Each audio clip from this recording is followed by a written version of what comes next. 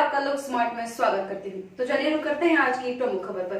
फर्जी सिम लेने वालों की खैर नहीं, 138 साल पुराना कानून खत्म। जाने अब क्यों हो सकती है जेल। यदि कोई दूरसंचार नेटवर्क को नुकसान पहुंचाता है तो 50 लाख रुपए तक के जुर्माने के लिए उत्तरदायी होगा। देश में 138 साल पुराने टेलीग्राफ अधिनियम को निरस्त कर दिया गया है। उसकी जगह अब नए कानून ने जगह ले ली है, जिसमें 3 साल की सजा और 50,000 रुपए के जुर्माने का प्रावधान है। सरकार देश में फर्जी सिम कार्ड के जरिए ठगी और इस तरह के अन्य अपराधों पर नकेल कसने जा रही है।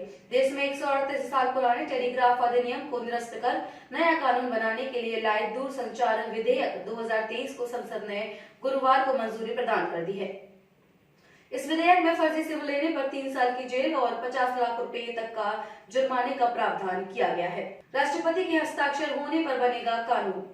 इस बिल पर राष्ट्रपति के हस्ताक्षर होने के बाद यह कानून बन जाएगा। विधेयक पर हुई चर्चा पर जवाब देते हुए दूरसंचार मंत्री अश्विनी वैष्णव ने कहा कि भारत का दूरसंचार क्षेत्र बहुत कठिनाई वाले दौर में है, लेकिन पिछले साल 9 वर्षों से इसे वहां से बाहर लाया गया है। इस विधेयक में उपभोक्ताओं को केंद्र में रखकर और उनके हितों को ध्यान में रखकर कानून में प्रावधान किए गए हैं।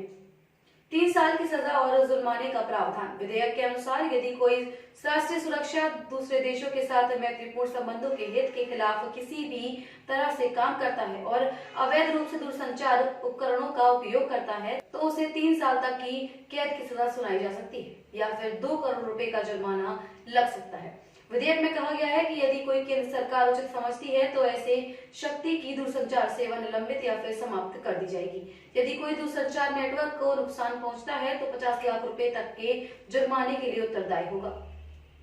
ऐसी कोई फर्जी सिम लेने वालों की पहचान विधेयक में कहा गया है कि केंद्र सरकार द्वारा अधिकृत कोई भी अधिकारी किसी भी इमारत, वाहन, जहाज, विमान या स्थान की तलाशी ले सकता है जहां से उसे कोई अनधिकृत दूरसंचार नेटवर्क या फिर दूरसंचार उपकरण या फिर रेडियो उपकरण रखने या फिर छिपाए जाने का भरोसा हो।